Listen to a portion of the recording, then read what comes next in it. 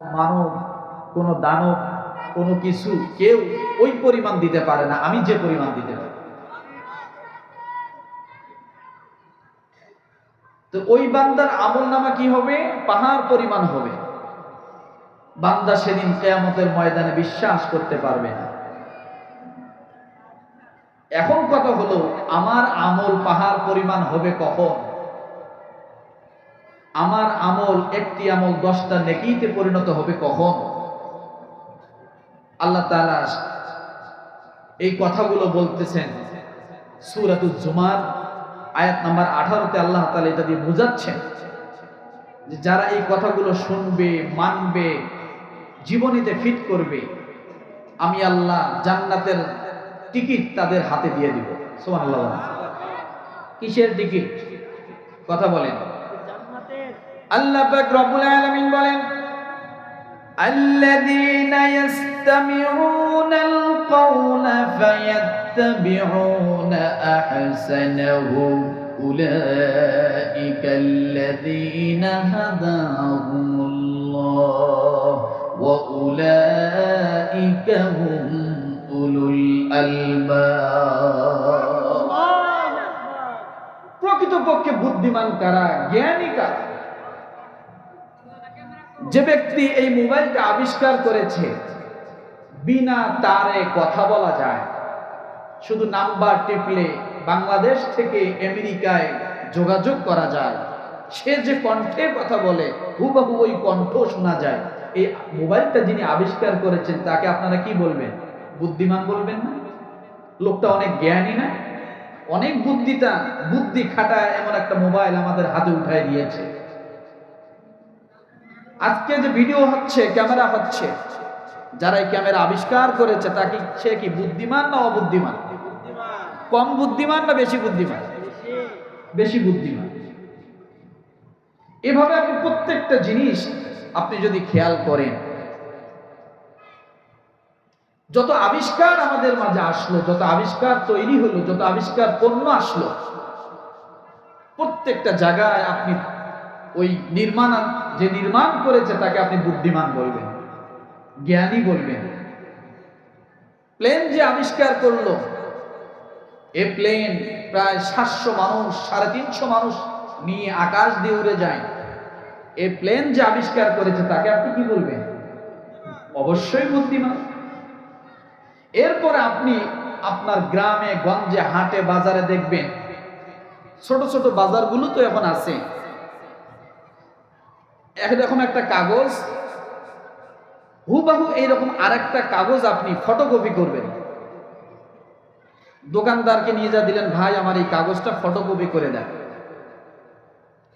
তখন দেখবেন একটা মেশিনের থেকে ঢাকনা উপর দিকে উঠাইলো, কাগজটা ঢোকায় দিল, একটা বাটন চাপ দিল, ডান দিক থেকে বাম দিক একটা আলো যায় আর কি আসে, অটোমেটিক ওই মেশিনের নিচ দিয়ে ক্যারক্যার ক্যারক্যার করে শব্দ করে এইখানে যা যা লেখা ছিল, যা যা ছিল সব নিচের কাগজ দিয়া হুবাহু বাইর হলো। একটা অক্ষরও কম হলো না, একটা আকার একা ঋষিকারও কম হইল না। বোঝেন নাই মনে হয় কথাটা?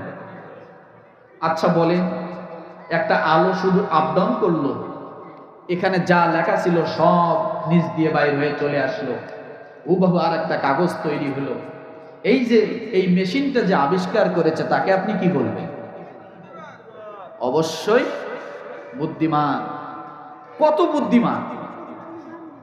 এই কাগজের সাথে নিচের কাগজের কোনো মোলাকাত নাই, মুসাফা নাই, সম্পর্ক নাই, কিচ্ছু নাই। উপরে মেশিনের ঢাকনা উঠে কাগজটা ঢুকাই দিল, আর নিচে একেবারে সাদা একটা কাগজে বাইর হয়ে আসলো, হুবহু উপরে যা লেখা ছিল তাই। কথা ঠিক না? এই নিচের কাগজের সাথে উপরের কাগজের কোনো মোলাকাত আছে? কোনো ভাষা খাইছে? কোনো সম্পর্ক আছে? কিচ্ছু নাই। কিন্তু তারপরও এই কাগজটা যা লেখা তাই বাইর হয়ে আসলো। এই মেশিনটা যে আবিষ্কার করলো তাকে কি বলবেন? অবশ্যই বুদ্ধিমান। কিন্তু রব্বুল আলামিন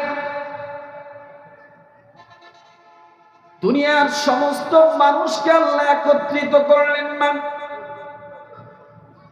আল্লাহ দুনিয়ার সব মানুষকে একত্রিত করে ডাক দিয়ে বললেন, হিন্দু, মুসলমান, বৌদ্ধ, খ্রিস্টান, জাতি, ধর্ম, বর্ণ নির্বিশেষে, কামার, কুমার, জেলে, দাতি, doctor, master, conductor, driver, helper, চাষারু, মাদারু, জুয়ারু, মুসারু, রাজরানী, ফকরানি, পথে পড়া, আদামারা, কাঙ্গাল, কাঙ্গালিনী, আল্লাহ সমস্ত মানুষকে একটা প্যান্ডেলে নিয়ে আসলেন।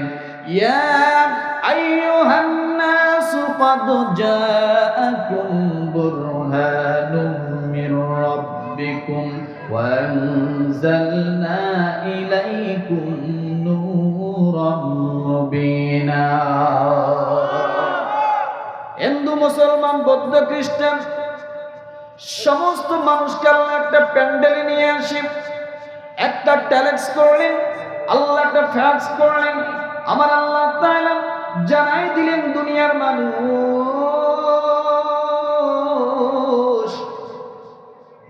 মানুষ নামে যারা দুনিয়ার জমিনে জন্মগ্রহণ করলো, তোমরা সেই মানুষের মধ্যে থেকে যে মানুষগুলোকে তোমরা বুদ্ধিমান, জ্ঞানী বলো, আমি আল্লাহ তাআলা সকল মানুষকে আমি আল্লাহ বুদ্ধিমান, জ্ঞানী বলি না।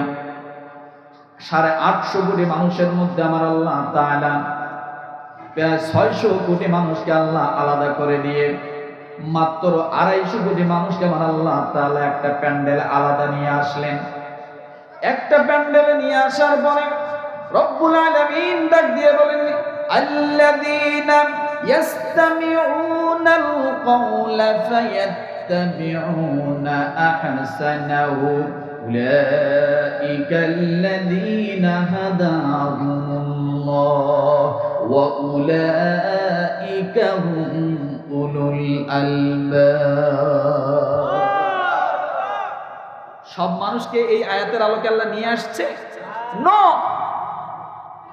আল্লাহ প্রথম বলছে, ইয়া আইয়ুহান নাস ক্বাদ জাআকুম বুরহানুম মির রাব্বিকুম, হে মানব সকল।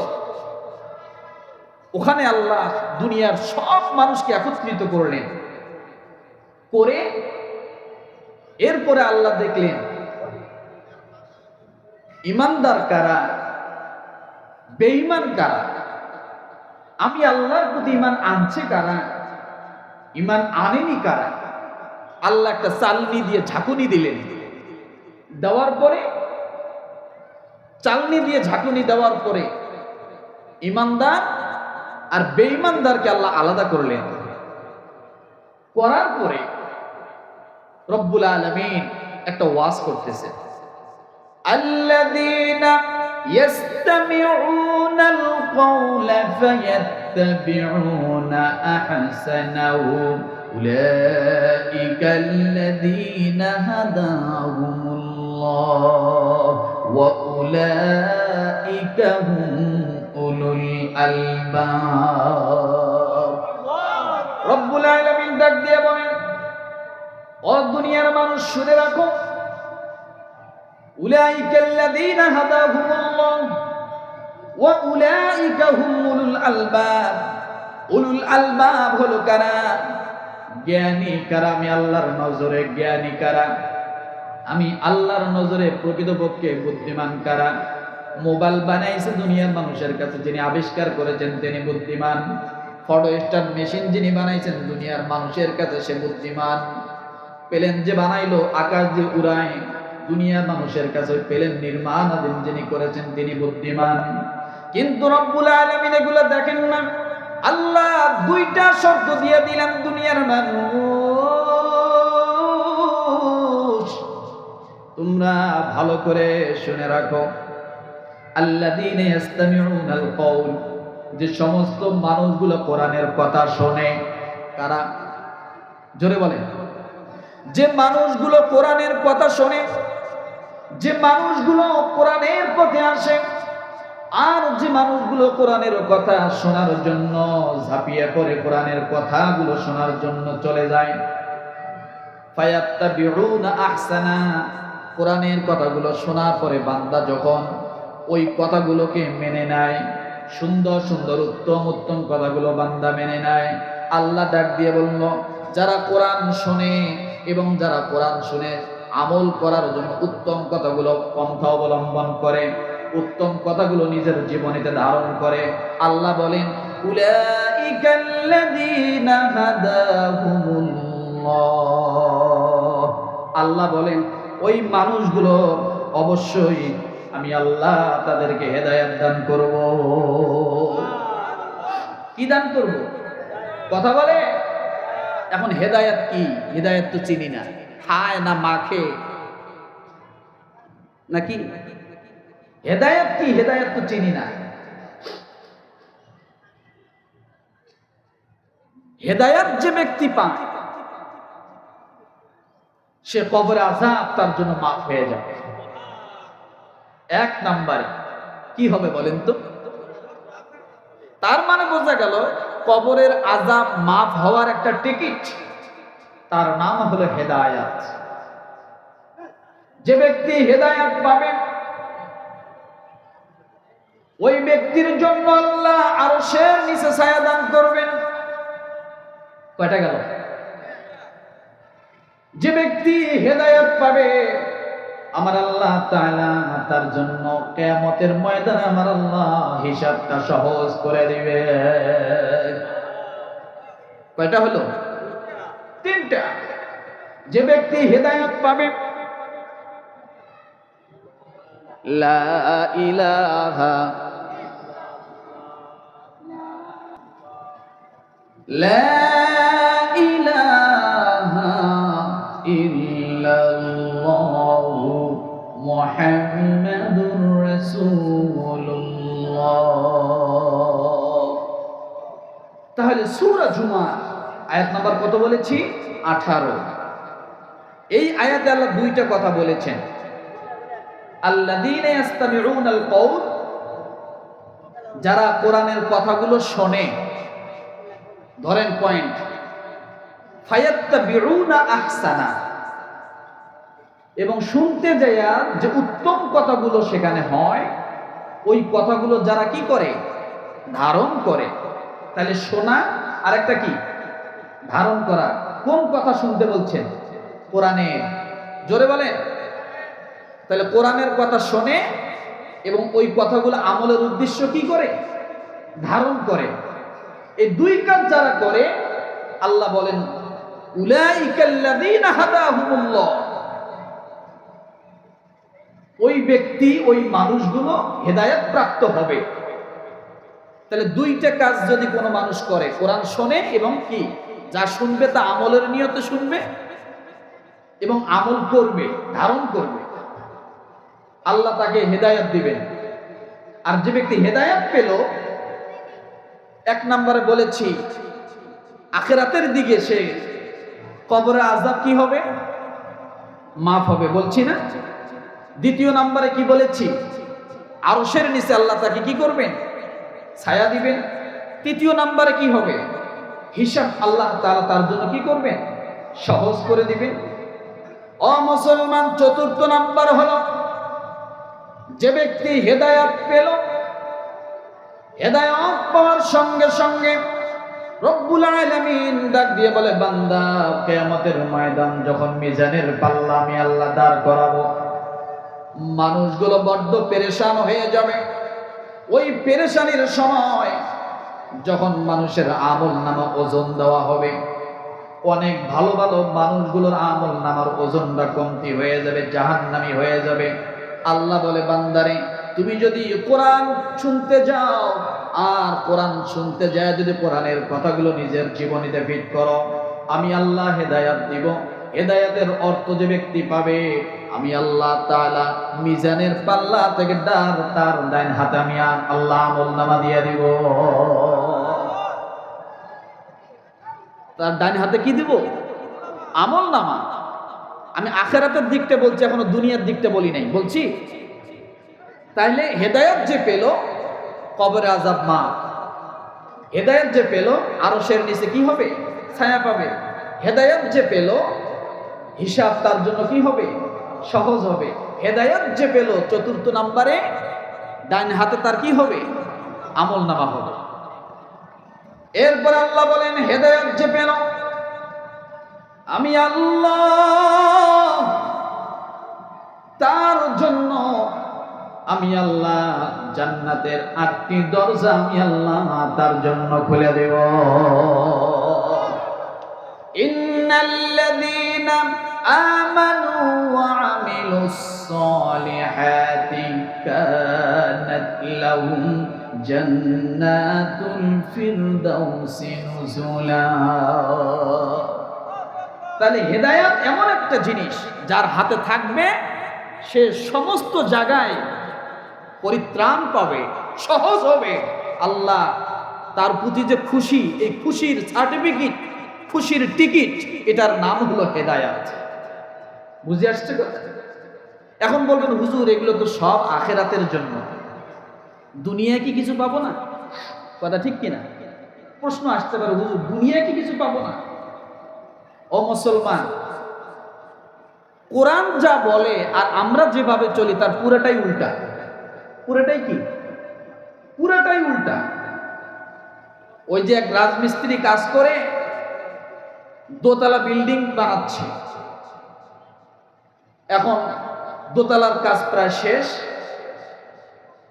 তো ভিতরে কাজ করলে কিছু আদলা ইটা থাকে না, আদলা আদলা ছোট ছোট ইটা ওই দোতলার বিল্ডিং এর ভিতরে রুমে রুমে থাকে। কন্ডাক্টর হেল্পারকে ডাক দিয়ে বলছে, উপর থেকে তো ইট ফালাচ্ছ, মানুষ দেখে দেখে ফালাইও।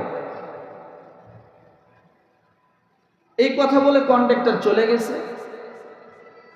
এখন ওই দোতলার থেকে হেল্পারে করে কি ইটের একটা আদলা নিয়ে দাঁড়ায় থাকে, যখন দেখে মানুষ ওই দোতলার নিচ দিয়ে যায় তখনই ধারাম করে ফালায় দেয়। তখন কি করে? ওই সময় ফালায় দেয়। আর ইট পড়ার সাথে সাথে মাথা ফেটে যাচ্ছে, গায়ে পড়তেছে, ব্যথা পাচ্ছে।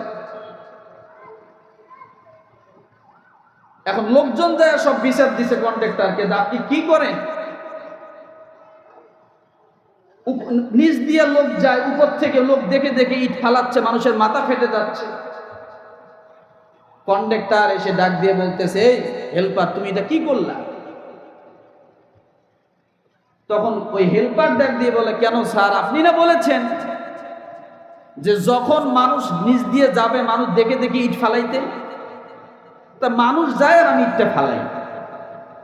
আসলে বলেন কন্ডাক্টরের যে কথা আর হেল্পারের যে কথা এক আছে? কন্ডাক্টর কি এই কথা বলছিল যে মানুষের মাথার উপর ফালাইতে? কন্ডাক্টর এটাই বুঝাইতে চাইছিলেন যে যাতে উপর থেকে যখন ইট ফালাও তখন যেন কারো মাথার উপরে কি না পড়ে। এই হেল্পার বুঝছে উল্টাটা। হেল্পার বুঝছে যে মানুষ আসলেই ইট ফালাইতে হবে যাতে কি হয়, মাথার উপরে পড়ে।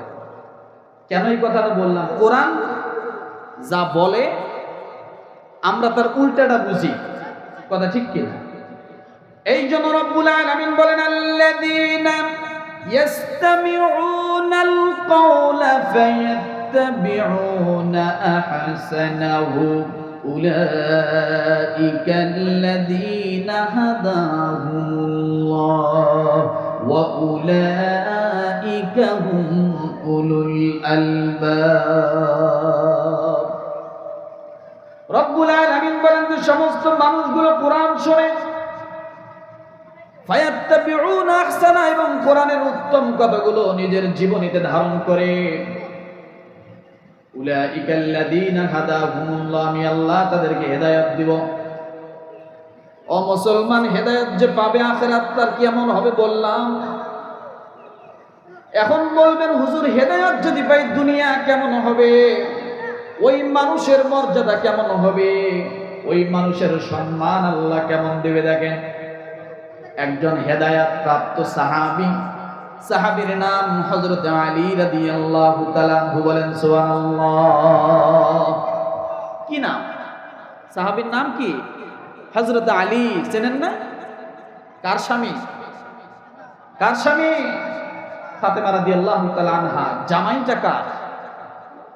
রাসূলুল্লাহ সাল্লাল্লাহু আলাইহি সাল্লামের জামাতা এবং চাচাতো ভাই। হযরত আলী রাদিয়াল্লাহু তাআলা আনহু কেমন সাহাবী ছিলেন? আল্লাহ তাকে কেমন হেদায়েত প্রাপ্ত করেছেন, কত দামি হয়েছে। রব্বানা আতিনা ফিদ দুনিয়া হাসানা ওয়া ফিল আখিরাতি হাসানা ওয়া কিনা আযাবান নার। আয় আল্লাহ আমাদেরকে দুনিয়ার হাসানা দেন, আখিরাতের হাসানা দেন। দোয়া করি কিনা? আখিরাতের হাসানা শুনলাম, কবরে আযাব মাফ, আরশের নিচে স্থান পাবে, কিয়ামতের ময়দানে হিসাব আল্লাহ সহজ করে দিবেন। এরপরে মিজানের পাল্লা থেকে আল্লাহ ডান হাতে আমলনামা দিবেন। আল্লাহ বিনা হিসাবে জান্নাতের ফয়সালা করে দিবেন অথবা জান্নাতের দরজা খুলে দিবেন। কিন্তু ওই ব্যক্তি যদি দুনিয়ায় জীবিত থাকে কেমন হবে? হযরত আলী রাদিয়াল্লাহু তাআলা আনহু আল্লাহ নবীর পিছনে জামাতের সাথে নামাজ আদায় করবেন। আল্লাহ তাকে কত দামি বানাইছেন বোঝেন এবার ভালো করে। আল্লাহর নবী হলেন ইমাম আর মুসল্লি হবেন হযরত আলী রাদিয়াল্লাহু তাআলা আনহু। বাড়ি থেকে পথ রওনা করেছেন, মনের মধ্যে আশা আমি আল্লাহ রাসূলের সামনে, আল্লাহ রাসূলের পিছনে তার ইমামতিতে প্রথম তাকবীরুল্লাহর সাথে নামাজ আদায় করব। কি উলা বলেন? প্রথম তাকবীরুল্লাহর সাথে নামাজ আদায় করব। প্রথম রাকাত থেকে আমি রাসূলের পিছনে মুসল্লি হয়ে দাঁড়াবো। আল্লাহ নবীর সাহাবী হযরত আলী রাদিয়াল্লাহু তাআলা আনহু মনের মধ্যে নিয়াত আমি জামাতের সাথে রাসূলের মুসল্লি হয়ে নামাজে দাঁড়া যাব। কিন্তু এদিকে নামাজে দাঁড়ানোর সময় হয়ে গেছে। হযরত আলী রাদিয়াল্লাহু তাআলা আনহু বাড়ি থেকে পথ রওনা করেছেন, মসজিদের দিকে আসবেন নামাজের জন্য। আল্লাহর নবী নামাজে দাঁড়িয়ে গেছেন।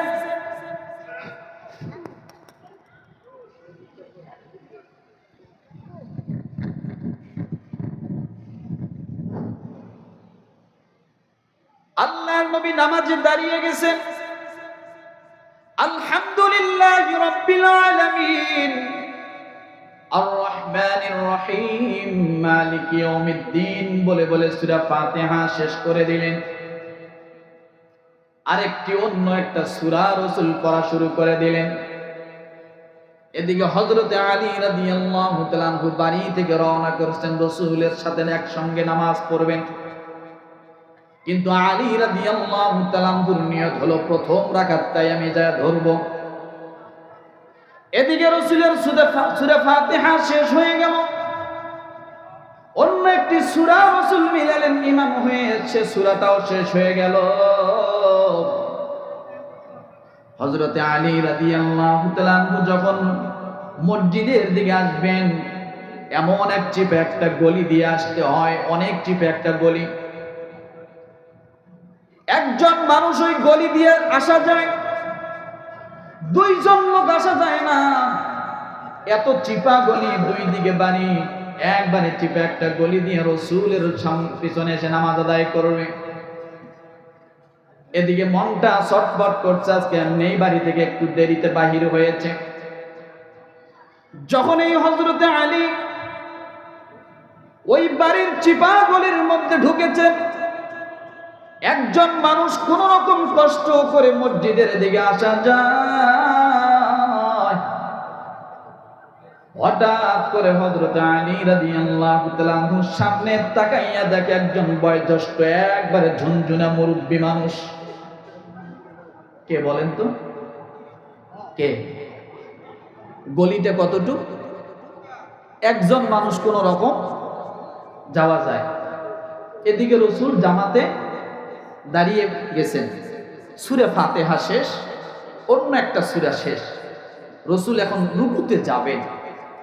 এদিকে হযরত আলীর মনটা ছটফট করতেছে, আমি জামাত ধরবই, এক রাকাতও যেন আমার কি না হয়, মিস না হয়। হযরত আলী রাদিয়াল্লাহু তাআলা আনহু যখন এই গলির মাথায় ঢুকেছেন, দেখেন বয়োজ্যেষ্ঠ একজন মুরব্বী মানুষ লাঠি ভর করে করে কোন রকম আস্তে আস্তে করে হেঁটে আসে। আলী রাদিয়াল্লাহু তাআলা আনহু মুরব্বীকে দেখার সঙ্গে সঙ্গে মনের মধ্যে চিৎকার দিয়ে উঠছে, আজকে আর জামাত পাবো না। কারণ এই মুরব্বীর এই গলি শেষ হতে প্রায় 1 ঘন্টার উপরে সময় চলে যাবে এত আস্তে হাঁটে। আছে না এমন মুরব্বী? আছে না নাই? আমরা মুরব্বীদেরকে মূল্যায়ন করি না। নামাজের তো কোনো খবরই নাই, জামাত পড়ে, কথা ঠিক কিনা? এমন লোক আছে বছরে 365 দিনের ভিতরে শুধুমাত্র জানাজার নামাজেও শরীক হয়, 2টা ঈদের নামাজে শরীক পাওয়া যায়, এছাড়া মুসল্লির জায়গা 365 দিনে আর পাওয়া যায় না। আছে না নাই? আছে না নাই? কষ্ট হচ্ছে? নামাজের কোনো খবর আছে? আলী রাদিয়াল্লাহু তাআলা আনহুর মতো একজন সাহাবী, তিনি জামাত ধরবেন, মনের মধ্যে বড় আফসোস। রাসূল হলেন ইমাম, ওই ইমামের মুসল্লি হওয়াটা এটা কি সকলের ভাগ্য? কথা বলে। আজকে যদি মক্কার একজন ইমাম বাইতুল মুকাররমে নামাজ পড়াবে এই ঘোষণা যদি হয়, অন্য দিনের তুলনায় মুসল্লি কম হয় না বেশি হয়? কথা বলে। কম হয় না বেশি হয়? কেন বেশি? যাচ্ছে মক্কার ইমাম নামাজ পড়াবে, বাংলাদেশের যত বড় আলেম হোক না কেন, ওই দিন যদি আব্দুল মালিক সাহেব হুজুর উনি যদি নামাজ পড়ান আর মক্কা শরীফের ইমাম যদি নামাজ পড়ায়, একটু তুলনামূলক বেশি হবে না? কেন হবে? মক্কার ইমাম, মদিনার মসজিদের ইমাম যদি আসে, আশপাশের মানুষ যদি জানে আজকে মদিনার ইমাম এখানে ইমামতি করবে, অন্য দিনের তুলনায় লোক একটু মুসল্লি বেশি হবে কিনা? হবে। আপনি খেয়াল করেন, রাসূলুল্লাহ সাল্লাল্লাহু আলাইহি ওয়াসাল্লামের মতো ব্যক্তি, মানুষ, তিনি হলেন ইমাম, তার পিছনে 1 ওয়াক্ত নামাজ যার ভাগ্য হয়েছে ইমানের হালতে, বেশক আল্লাহর কসম সে জান্নাতি। সে কি? ইমানের হালতে যার 1 ওয়াক্ত নামাজ হয়েছে অবশ্যই সে জান্নাতি। আবার মুনাফিকের হালতে ইমামের পিছনে দাঁড়ালে কিয়ামত পর্যন্ত নামাজ পড়বেন, কপালে দাগ হবে, 1 রাকাত নামাজও আল্লাহর দরবারে কবুল হবে না। কারণ মুনাফিকের জানাজা পড়াইতে তো আল্লাহ নিষেধ করেছেন। কত মারাত্মক ঘৃণিত হয় মুনাফিক। ইন্নাল মুনাফিকিনা ফিদ দারকিল আসফালি মিনান নার, জাহান্নামের সবচাইতে তলদেশ যেটা, সেটাই হবে, সেটার বাসিন্দা হবে মুনাফিকরা। কারা বলেন? মুনাফিকরা। এই মুনাফিকি আমরা বিগত অনেক বছর দেখেছিলাম। মুসলমানের ভেষ ধরে 70 রাকাত নামাজ, নফল নামাজ, তাহাজ্জুদের নামাজ পড়ে, কোরআন তেলাওয়াত করে, বড় বড় বলিয়া ওরায়, কিন্তু মুসলমানের গোড়া কেটে দিয়ে জেলখানায় ভরে। আছে না নাই? ছিল না? এখন নাই? নাই? নাই? হ্যাঁ।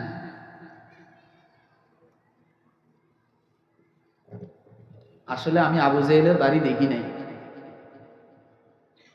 হাদি সাহেবরা আসে আর খালি গল্প করে, হুজুর আবু জেহেলের বাড়িতে এত পেশাব করছি, গেলেই পেশাব করি, না বেড়ালেও কুতে হলেও পেশাব করে ফিরে আসি আবু জেহেলের বাড়িতে। আমি এখনো যাই নাই, তবে শুনি হাদি সাহেবরা এরকম গল্প করে। করে কি করে না? এখন আমাদের বাংলাদেশে ঢাকা শহরে বিশাল এক পেশাবখানা তৈরি হয়েছে। কি তৈরি হয় না? এখন সাংবাদিকেরা বলে যে খালি পেশাব আর পায়খানার জায়গা ওখানে। ও মুসলমান, ইসলামের সাথে যারা দুশ্মনী করে, আল্লাহর কসম তার অপমান, লাঞ্ছিত, অপমানিত, বেইজ্জতি আছে আছে আছে। আলেমদের সাথে যারা বেয়াদবি করে, কসম আল্লাহ, মরার আগে একদিন সময় হলেও সে লাঞ্ছিত হবেই, বেইজ্জতি হবে। এই জন্য বলি আমরা মুনাফিকি হালত করব না। আল্লাহ এই জন্য সূরা জুমারের 18 নম্বর আয়াতে বলেন, আল্লাযীনা ইসতামিউনাল কওল, তোমরা কোরআনের কথাগুলো শোনো, ফায়াত্তাবিউনা আহসানা, এবং ওখান থেকে উত্তম কথাগুলো নিজের জীবনে ধারণ করো। যদি প্রশ্ন করেন আল্লাহ করলে কি হবে, উলাইকাল্লাযীনা হাদাহুমুল্লাহ, আল্লাহ বলেন তারা হেদায়েত প্রাপ্ত হবে। এবার যদি প্রশ্ন করেন আল্লাহ হেদায়েত প্রাপ্ত হলে কি হবে, আল্লাহ বলেন উলাইকা হুম উলুল আলবাব, তারা হবে বুদ্ধিমান। তারা কি? তারাই হবে বুদ্ধিমান। ও মুসলমান বলেন, নামাজ পড়া দরকার আছে না নাই? শুধু জানাজা কি বলে, শুধু ঈদের নামাজ নয়, ঈদের নামাজ শুধু না, জানাজার নামাজ না। জানাজার নামাজ হলো ফরজে কিফায়া। 300 মাইল গাড়ি স্পিড দিয়া 300 মাইল গাড়ি জার্নি করে যায় আত্মীয় স্বজনের জানাজা নামাজ পড়ি, কিন্তু ওই দিনের 5 ওয়াক্ত নামাজের 1 ওয়াক্ত নামাজও আমরা অনেক সময় আদায় করি না। এটা ফরজ আর ওটা ফরজে কিফায়া। আপনি কিফায়া করার জন্য যাচ্ছেন 300 মাইল, আর এই 300 মাইলের মধ্যে 3 ওয়াক্ত নামাজ আপনার জীবন থেকে ছুটে গেছে, আপনি একবারও ভাবলেন না আর ওখানে যে আল্লাহু আকবার, এত সহজ। আপনার ওই জানাজা দ্বারা ওই মর্দা ব্যক্তির আরো কষ্ট হতে পারে, কারণ আপনি 3 ওয়াক্ত নামাজ ওভারটেক করে চলে গেছেন, যা ফরজে কিফায়া করতেন। আপনি একদিনও জানাজা নামাজ না পড়লেও আপনার গুনাহ হবে না, আপনার গুনাহ হবে না। আপনার পাড়ার কয়েকজন মানুষ পড়লেই আপনার মতো সওয়াব হয়ে যাবে, আপনার হক আদায় হয়ে যাবে। কিন্তু ফজরের নামাজ আমারটা যদি আমার বউ পড়ে, বউকে যদি বলেন বউ আমি তো এখন ঠান্ডা উঠতে পারতেছি না, আমি একটু ল্যাপের তলে থাকি, আমার নামাজটা তুমি চালায়া দাও, বলেন তো কিয়ামত পর্যন্ত বউ যদি আপনার নিয়তে ফজরের নামাজ পড়ে, কয় রাকাত নামাজ কবুল হবে? কয় রাকাত? 1 রাকাত না। তাহলে বুঝতে হবে এই নামাজ আমারটা আমাকেই পড়তে হবে। এই জন্য রব্বুল আলামিন সহজ করে দিলেন নামাজ কেমনে পড়ো দেখো, আল্লাযীনা ইয়াযকুরুনাল্লাহা কিয়ামান ওয়া কুউদান ওয়া আলা জুনুবিহিম ওয়া ইয়াতাফাক্কারুনা ফী খালকিস সামাওয়াতি ওয়াল আরদ। দাঁড়ায়া পড়ো। হুজুর আমি দাঁড়াইতে পারি না, আল্লাহ আমি মাজুর, দাঁড়াইতে পারি না। আল্লাহ কয় বসে পড়ো। আপনি বললেন আল্লাহ আমি হাঁটু গোছাইতে পারি না, কোমর বাঁকা করতে পারি না, আমি বসবো কেমনে? আল্লাহ কয় শুয়ে পড়ো। আল্লাহ আমি শুইছি ঠিক, হাত লড়াইতে পারি না, পা লড়াইতে পারি না, আল্লাহ কয় চোখের পাতা লড়াইয়া পড়ো। ইসলাম সহজ কিনা? সহজ কিনা? কিন্তু আমাদের অবস্থাটা হলো কি, সারা পৃথিবী আমরা দৌড়ে বেড়াই। ডায়াবেটিসের রোগী সকালবেলা ব্যায়াম করা শুরু করে দিয়ে 3 কিলোমিটার হাঁটি, সব ঠিক আছে, মসজিদে গেলে চেয়ার একখান লাগে। উনি সব শেষ করে দিয়ে আসলো সারাদিন, মসজিদে আসলে একখান চেয়ারের দরকার। অথচ দাঁড়ায়া নামাজ পড়া ফরজ। কি দাঁড়ায় নামাজ পড়া কি ফরজ? আপনি শুরু থেকেই বসে বললেন, ফরজটা কই আদায় করলেন? রাগ করতেছেন, কষ্ট হচ্ছে। এই জন্য রব্বুল আলামিন বলেন আল্লাযীনা ইয়াসতামিউনাল কওলা ফায়াত্তাবিউনা আহসানাহু উলাইকাল্লাযীনা হাদাহুমুল্লাহ ওয়া উলাইকা হুম উলুল আলবাব। আল্লাহ বলেন হেদায়েত প্রাপ্ত কারা? দুনিয়ার জমিনে কেমন হেদায়েত প্রাপ্ত দুনিয়ার মানুষ? একটু হযরত আলী রাদিয়াল্লাহু তাআলা আনহুর দিকে তাকাও। তার মনের মধ্যে বড্ড ইচ্ছা আমি আল্লাহর রাসূলের পিছনে মুসল্লি হয়ে নামাজ আদায় করব। বাড়ি থেকে উযুখানা করে পা পা করে জামাত ধরার জন্য 180 বেগে কিলোমিটার স্পিডে দৌড়ানো শুরু করে দিল। আমি আল্লাহ রাসূলের পিছনে যায় নামাজ পড়ব, প্রথম রাকাতটাই ধরব। কিন্তু যখনই ওই দুই বাড়ির চিপার গলিতে ঢুকলেন, ঢোকার পরে সামনে দেখে একজন বয়োজ্যেষ্ঠ মুরব্বী কোন রকম লাঠি একটা ভর করে করে কাপি কেঁপে সামনে আগায়। একজন মানুষে যাওয়া যায়, দুইজন মানুষ ওভারটেক করার মতো স্পেস নাই, জায়গা নাই। হযরত আলী রাদিয়াল্লাহু তাআলা আনহু মুরব্বিকে দেখে আশ্চর্য হয়ে গেল, ধা করে একটা মেসেজ দিয়ে দিল, আল্লাহ,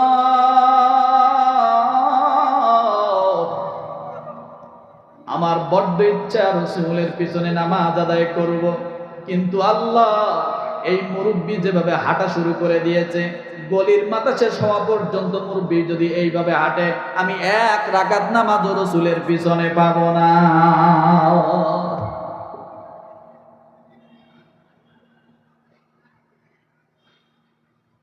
আল্লাহর নবীর সাহাবী হযরত আলী রাদিয়াল্লাহু তাআলা আনহু মুরব্বিকে ধাক্কায় আর সামনেও দিতে পারে না। রাসূল হাদিস বলেছেন, সাদা দাড়ি পাকা মুরব্বি লোক যখন দুটো হাত তুলে আল্লাহর দরবারে ডাক দিয়ে বলে, মালিক,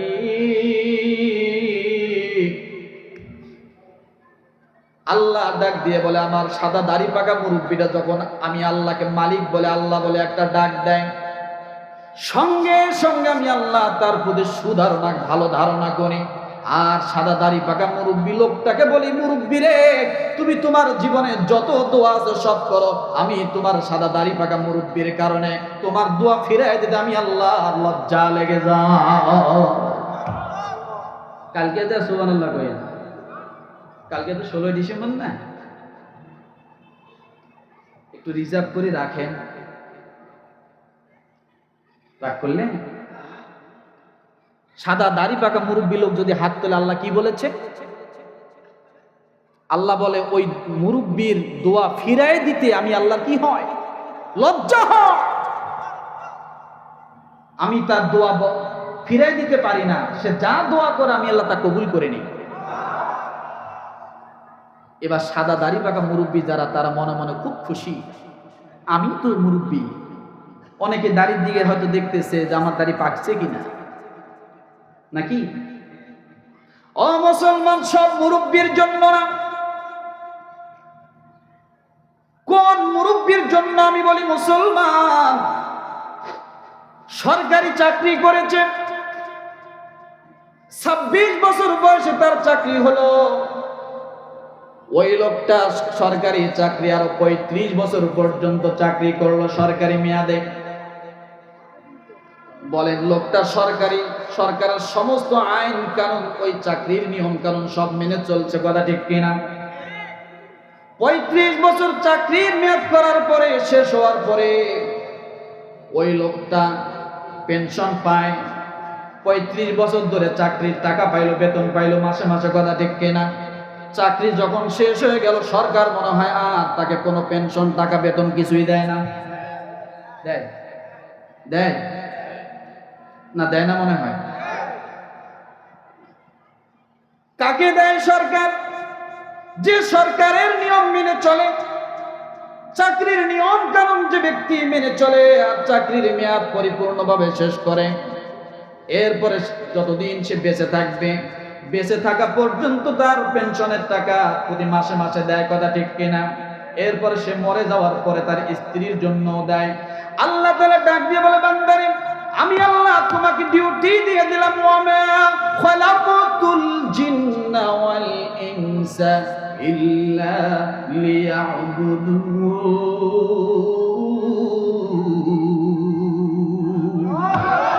আল্লাহ বলে, বান্দা, 12 বছর যখন তোমার বয়স হয়েছে, বালেগ যখন তুমি হয়েছ, আমি আল্লাহ তোমাকে আমার একটা চাকরিতে নিয়োজিত করলাম। ওমা খালাকতুল জিন্না ওয়াল ইনসা ইল্লা লিয়াবুদুন, আমার ইবাদতের জন্য তোমাকে আমি কবুল করে নিলাম, আমার ইবাদতের জন্য আমি তোমাকে সৃষ্টি করেছি। 12 বছর যুবক কিনা বলে, ছেলে মানুষ, ছেলে বয়সে নামাজ পড়লো, কিশোর বয়সে নামাজ আদায় করলো, যুবক বয়সে নামাজ আদায় করলো। এরপরে যুবকটা যখন আস্তে আস্তে বয়স ভারী হওয়ার কারণে বৃদ্ধ হয়ে গেল, আর দাঁড়িয়ে ঠিক মতো নামাজ পড়তে পারে না, আর ঠিক মতো রোজা রাখতে পারে না, আর ঠিক মতো আল্লাহর হুকুমগুলো সঠিকভাবে পালন করতে পারে না। সুবহান রাব্বিয়াল আলা বলার জায়গায় সোয়াবিনতাল ভালা, সোয়াবিনতাল ভালা মুখ দিয়ে আসে। আছে না? আছে না? এই লোহাপুর এক লোক জামাতে গেছিল, এই শরীফপুর বড়ই বাড়ির পরে। তা আমি জিজ্ঞাসা করলাম, চাচা সেজদা দেন দেখি। সেজদা যখন দিল, বললাম চাচা এখানে কি কয় বলেন তো। ডাক দিয়ে বলে সোয়াবিনতাল ভালা, সোয়াবিনতাল ভালা। আমি কি এইটা শুনছেন আপনি? ও মুসলমান শুনে রাখেন, ওই ব্যক্তি যুবক বয়সে হয়তো বলেছিল সুবহান রাব্বিয়াল আলা, বয়স শেষ হয়ে গেছে, কথাটা ভুলে গেছে, কিন্তু সোয়াবিনতাল ভালা তার কাছে সহজ হয়। আল্লাহ ডাক দিয়ে বলে বান্দারে, দাঁত যখন থাকবে না, কথা যেটা বলতে চাবে সেটা হয়তো আসবে না, উল্টা চলে আসবে। আল্লাহ বলে তুমি যদি জানার পরে যুবক বয়সে সুবহান রাব্বিয়াল আলা বলেছো, কিন্তু এখন বৃদ্ধ বয়সে ওটার বলতে পারতেছো না, সোয়াবিনতাল ভালা তোমার জন্য সহজ হচ্ছে। আল্লাহ বলে তুমি ওইটাই বলো, আমি আল্লাহ তাআলা তোমার আমলনামায় সুবহান রাব্বিয়াল আলার সওয়াব আমি আল্লাহ তোমাকে দিয়ে দিব।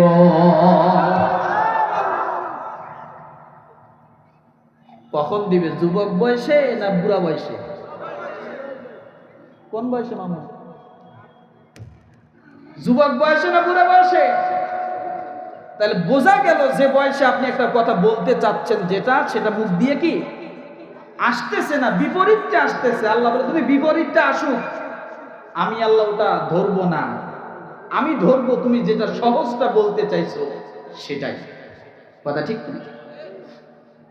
ও মুসলমান, আপনি যদি যুবক বয়সে আল্লাহর হুকুমগুলো পালন করেন, আর বৃদ্ধ হয়ে গেছেন, দাড়িগুলো পেকে গেছে, দাড়িগুলো সাদা হয়ে গেছে, এখন আপনি সঠিকভাবে আমল করতে পারেন না, শুধু এতটুকু পারেন, নফল রোজা রাখতে পারেন না, তাহাজ্জুদ নামাজ পড়তে পারেন না। কিন্তু যুবক বয়সে আপনি তাহাজ্জুদ করেছিলেন যখন আপনার শক্তি ছিল।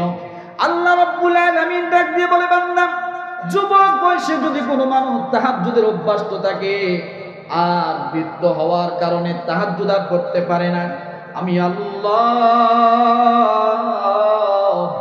ওই আমার বান্দাটা যতদিন পর্যন্ত মারা যাবে না ততদিন পর্যন্ত ওই যুবক বয়সের আমলগুলো কবুল করে নিয়ে বৃদ্ধ বয়সে আমি আল্লাহ পেনশন হিসাবে প্রতি রাতে তাহাজ্জুদের সওয়াব দিয়ে দিব।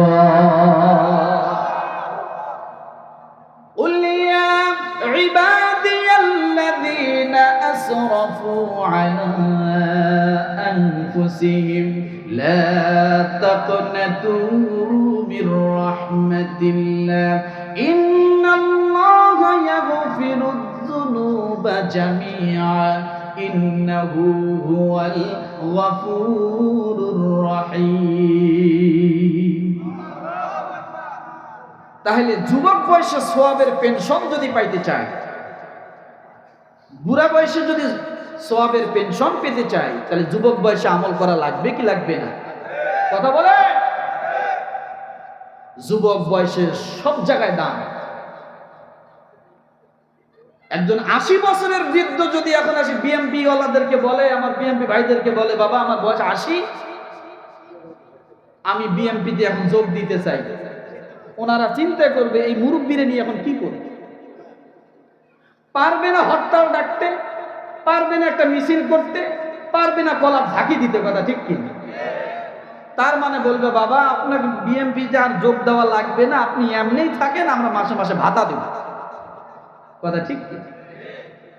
এই রফিক ভাই যতদিন আছে তার যুবক বয়স আছে, তার দাম আছে। আছে কি আছে? যখন বৃদ্ধ হয়ে যাবে, দাঁতগুলো পড়ে যাবে, তখন আর এই মর্যাদা, এই মূল্য, এই সম্মান অতটা থাকবে। তাহলে আমরা যুবক বয়সের আমলকে এমন ভাবে করব যেটা আমি বৃদ্ধ বয়সে পেনশন হিসেবে কি পাই। রাজি আছি? রাজি আছি? কষ্ট হচ্ছে নাকি? ও মুসলমান, ওই যে বৃদ্ধর কথা বলছিলাম, সাদা দাড়ি পাকা মুরব্বী মানুষকে যদি আপনি সম্মান করেন, আমার আল্লাহ ডাক দিয়ে বলে, বান্দারে, আমার একজন মুরব্বী মানুষকে তুমি সম্মান করেছো, ও বান্দা, আমি আল্লাহ তাআলা ওই মুরব্বীকে সম্মান করার কারণে তোমার জীবনের গুনাহগুলো আমি আল্লাহ মাফ করে দিলাম। কিন্তু এখন মুরব্বীদের সম্মান নাই। মসজিদগুলোকে দেখবেন ছোট ছোট পোলাপান হাল দিয়ে যায় মুরব্বীর আগে, প্রথম কাতারে নামাজ পড়ে। আছে না নাই? আমরা পিতা, আমাদের উচিত আমাদের সন্তানদেরকে এই আদবগুলো শিক্ষা দেওয়া, যে বাবা, মুরব্বীর সঙ্গে বেয়াদবি করো না। আপনি একজন মুরব্বীকে দিয়ে বুঝাবেন, আপনি পিতা, ওই সন্তানের কাছে সম্মান পাবেন। ওই মুরব্বীকে দিয়ে বোঝানো মানে কি? আপনি পিতা, সন্তানের কাছে সম্মান পাবেন। কিন্তু এই শিক্ষা আমাদের মাঝে নাই। আছে? নাই। মুরব্বী লোক ছোট ছোট পোলাপান এখন অনেক অপমান করে। আমরা অনেক দেখেছি ঢাকার রাজপথে এইরকম মুরব্বীদেরকে দাড়ি ধরে ধরে তাদের গালে থাপড় মারা হয়েছিল। অনেক ফুটেজ আমরা দেখেছি। খবরদার, এ দাড়ি আমার না, এ দাড়ি আমার বাপের না, এ দাড়ি আমি এই জন্য রেখেছি, মুহাম্মদ রাসূলুল্লাহ সাল্লাল্লাহু আলাইহি ওয়াসাল্লাম তিনি দাড়ি রেখেছেন বিধায় আমি দাড়ি রেখেছি। এ দাড়ি মুহাম্মাদের। এই পাঞ্জাবি আমি এমনি গায়ে দিইনি, প্যান্ট শার্ট আমিও কিনতে পারি, আমিও গায়ে দিতে পারি, কিন্তু এই পাঞ্জাবি গায়ে দিয়েছিলেন মুহাম্মদ রাসূলুল্লাহ সাল্লাল্লাহু আলাইহি ওয়াসাল্লাম, তাই আমিও গায়ে দিয়েছি। এ টুপি আমি এমনি মাথায় দেইনি, এ টুপি আমার নবীর টুপি। কথা ঠিক কিনা? এ টুপি কার টুপি? আমি এই জন্য মাথায় দিই, আমার রাসূল টুপি মাথায় দিয়েছিলেন, তাই আমি দিই। কিন্তু আমরা দেখেছিলাম শাহবাগের সেই সময়ের আন্দোলনে আমরা স্পষ্ট দেখেছিলাম মাথায় টুপি, এরপরে গায়ে পাঞ্জাবি দিয়ে, নিচে পায়জামা পরায় দিয়ে, এরপরে একটা গ্যাস লাইট দিয়ে, নিচের মধ্যে আগুন ধরায় দিয়ে আমার রাসূলের সুন্নাত অপমান করা হয়েছিল। হয়নি? নদীর কুল গড়ে অকুল ভাঙে, এই তো নদীর খেলা।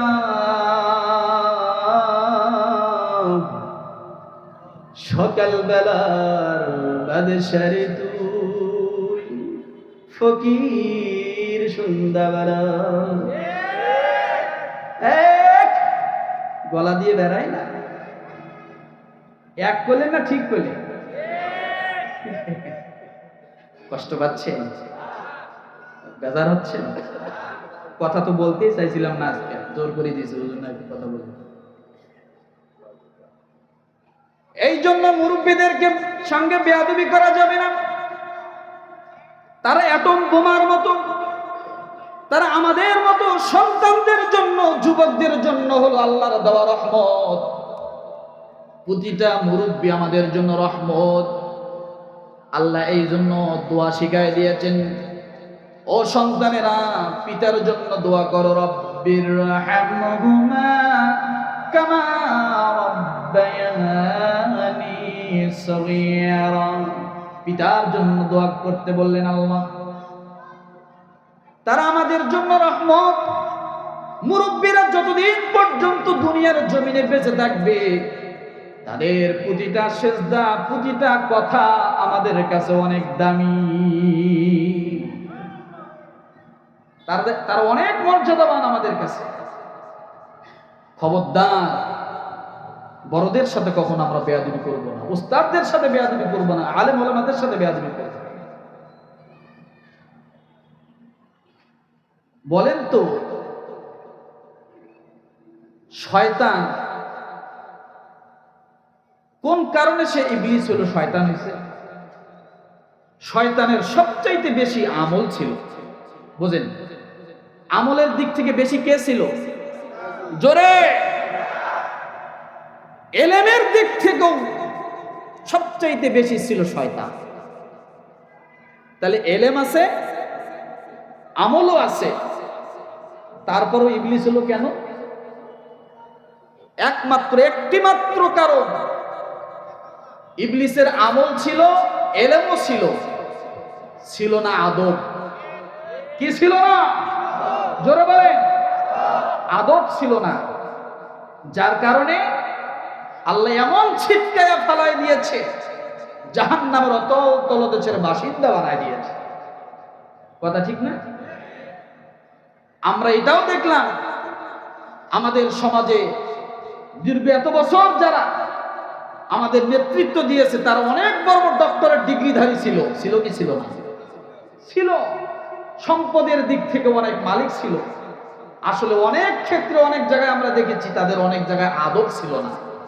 এইরকম মাহফিলের প্যান্ডেলে আলেম ওলামাদেরকে তারা অপমান করতে দ্বিধাবোধ করেনি, তাই না? তাহলে লাগবে কি? আদব। আপনার আমল আর এলেমকে টিকিয়ে রাখার জন্য লাগবে কি? আদব। আপনি যদি আদবের থেকে বেআদব হয়ে যান, আপনার এগুলো থেকেও কোনো কাজে আসবে। ও মুসলমান, দুনিয়ার জমিনে হযরত আলী রাদিয়াল্লাহু তাআলা আনহু কেমন করে হেদায়েত প্রাপ্ত হয়েছিলেন, এই কথাটা বলতেছিলাম। উলাইকাল্লাযীনা হাদাহুমুল্লাহ, আল্লাহ নবী হলেন ইমাম। মনে আছে? মনে আছে? মুসল্লি হবেন হযরত আলী রাদিয়াল্লাহু তাআলা আনহু। তিনি নবীজির পিছনে মুসল্লি হয়ে নামাজ পড়বেন। প্রথম রাকাতেই দাঁড়াবেন, কিন্তু যখন চিপা গলির ভিতরে ঢুকে গেলেন, মুরব্বী সামনে পড়ে গেল।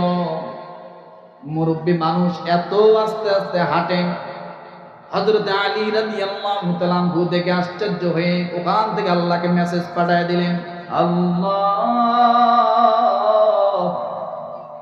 আমার মনে হয় আমি আর আজকে রাসূলের পিছনে জামাত পাবো না।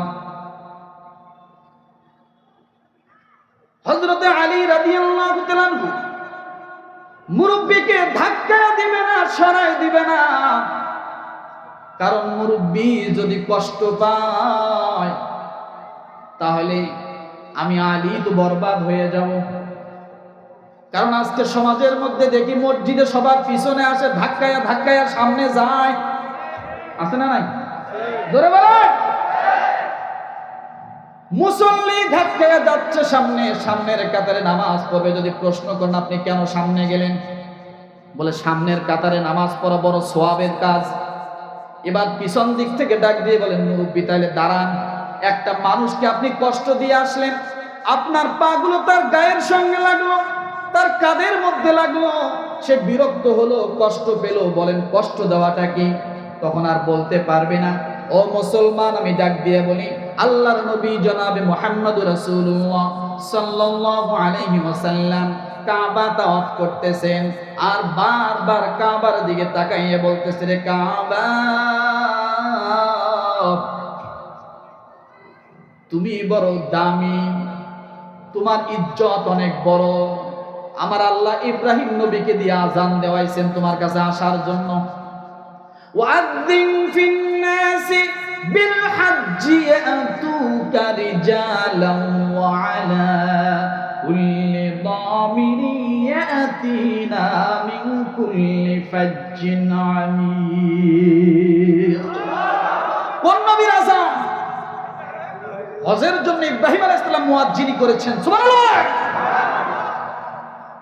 যেই সেই মুয়াজ্জিন না, আমাদের পিতা, সুবহানাল্লাহ বলে, তিনি মুয়াজ্জিনি করেছেন কাবার দিকে যাওয়ার জন্য আল্লাহর তরফ থেকে ঘোষণাকারী। ওই কাবাকে আল্লাহর নবী ডাক দিয়ে বলে, তোমার কত সম্মান, তোমার কত ইজ্জত, তোমার কত মর্যাদা, আমার আল্লাহ তোমার কাছে মানুষকে আসতে বলেছেন। আর কাবার আসলে সম্মানটা কেমন দেখেন, কোন মানুষ যদি কাবার ওই কালো পাথরটার মধ্যে ঠোঁটটা লাগায়া, আন্তরিকতার সাথে ঠোঁটটা লাগায় যদি একটা চুমো খায় ইমানের হালতে, আল্লাহ তাআলা ডাক দিয়ে বলে, হাবিব আপনি জানায় দেন আমার বান্দার সঙ্গে সঙ্গে জীবনের গুনাহ আমি আল্লাহ মাফ করে দিলাম। যেখানে মানুষের টাচ লাগলে জীবনের গুনাহ মাফ। কি জিনিস? শুধু টাচ লাগবে, গুনাহ মাফ। সুবহানাল্লাহ। তাহলে ওই কাবার দাম কত? যেটার দিকে তাকাইলেই সওয়াব। কয়েকটা জিনিসের দিকে তাকাইলে শুধু সওয়াব হয়। এক নাম্বার কোরআন, আপনি পড়তে জানেন না কোনো কথা নেই, শুধু তাকায় থাকেন, যতক্ষণ তাকাবেন প্রতিটা হরফের সওয়াব আল্লাহ আপনাকে দেবে। দ্বিতীয় নাম্বার, কোন সন্তান যদি তার মায়ের দিকে তাকায়, মহাব্বতের নজরে মার দিকে তাকিয়ে থাকবেন, এই মা আমাকে গর্ভে ধারণ করেছে, এই মায়ের দুঃখে আজকে আমি এত হৃষ্টপিষ্ট হয়েছি, আজকে যুবক। কথা ঠিক কিনা? মহাব্বতের নজরে মায়ের দিকে তাকান, যতক্ষণ তাকাবেন সওয়াব। মসজিদ গুলোর দিকে আপনি মহাব্বতের নজরে তাকান, যতক্ষণ তাকাবেন সওয়াব। রাসূলের আরেকটা হাদিস, এই তালবে ইলমদের দিকে তাকান। রাসূল বলেছেন, দুনিয়ার জমিনে যদি দ্বিতীয় জিন্দা জান্নাত যদি কেউ দেখতে চায়, তাহলে এই তালবে ইলম গুলো হলো দ্বিতীয় জিন্দা জান্নাত। বললেন হুজুর দ্বিতীয় হলো কেমনে? কথা ঠিক কিনা? হুজুর এটা দ্বিতীয় হলো কেমনে? দুনিয়ার জমিনে দ্বিতীয় জিন্দা জান্নাত এরা। তাহলে প্রথম জান্নাত কে? প্রথম জান্নাত হলো আপনার মা। কে প্রথম জান্নাত? কে? আপনার মা। আর এই তালবে ইলম গুলো হলো জান্নাত। ও মুসলমান, ওই কাবাকে আল্লাহ নবী ডাক দিয়ে বলেন, তোমার এত ইজ্জত, এত সম্মান, চুমু খাইলে গুনাহ মাফ হয়, তোমার কাছে যে আসে তার মর্যাদা বেড়ে যায়। তোমার কাছে যে এসে তাওয়াফ করবে, এরপরে মান হাজ্জা লিল্লাহি ফালাম ইয়ারফাত ওয়া লাম ইয়াফসুক রাজা'a ইয়াউমিন ওয়ালাদাতুহু উম্মা, যে ফায়সা কাজ করবে না, নির্লজ্জ কাজ করবে না, গুনাহের কাজ করবে না, আল্লাহ নবী বলেন সে সদ্য ভূমিষ্ঠ সন্তান যেমন মায়ের পেট থেকে জন্মগ্রহণ করলে যেমন নিষ্পাপ হয়, আমি আল্লাহ ওই বান্দাটাকে আমি আল্লাহ নিষ্পাপ করে তার বাড়িতে পাঠায়া দেই। ওই কাবাকে রাসূল ডাক দিয়ে বলেন, তোমার এত ইজ্জত, এত সম্মান, কিন্তু রে কাবা, একটি কথা শুনে রাখো, এই দুনিয়ার জমিনে যারা পরিমাণ যার ভিতরে ঈমান আছে, ওই ঈমানদারকে আমার আল্লাহ যে দাম দিয়েছে, তোমার মতো তাম পৃথিবী যদি ভরে যায় কাবায়, তারপরে একজন যারা পরিমাণ ঈমানদারের দাম আমি আমার আল্লাহর কাছে সবচাইতে বেশি। একজন ঈমানদারের সম্মান, ইজ্জতের দাম আল্লাহর কাছে কি অনেক বেশি। আমার ভাইরা শেষ করা লাগতেছে, আমার বড় ভাই আছে, সে কথা বলবে। কথা হলো এতটুকুই যে আমরা ইবাদত করব, পারবো ইনশাআল্লাহ। আর এই মাদ্রাসাগুলো কোরআনের সাথে সম্পর্ক রাখবো, পারবো ইনশাআল্লাহ। যারা কোরআনের কথা শোনে, কোরআনের কথা মানে, আল্লাহ বলেন উলাইকাল্লাযীনা হাদাহুমুল্লাহ, তারা হবে হেদায়েত প্রাপ্ত।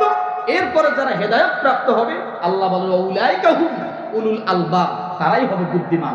আল্লাহ তাআলা আমাদের সকলকে সত্যিকার হেদায়েত প্রাপ্ত হওয়ার এবং হেদায়েত পাওয়ার পরে আমরা যেন সত্যিকারে আল্লাহর তরফে বুদ্ধিমান হতে পারি, আল্লাহ সেই তৌফিক আমাদেরকে দান করুক। আমিন। ওয়া আখিরু দাওয়ানা আলহামদুলিল্লাহি রাব্বিল আলামিন।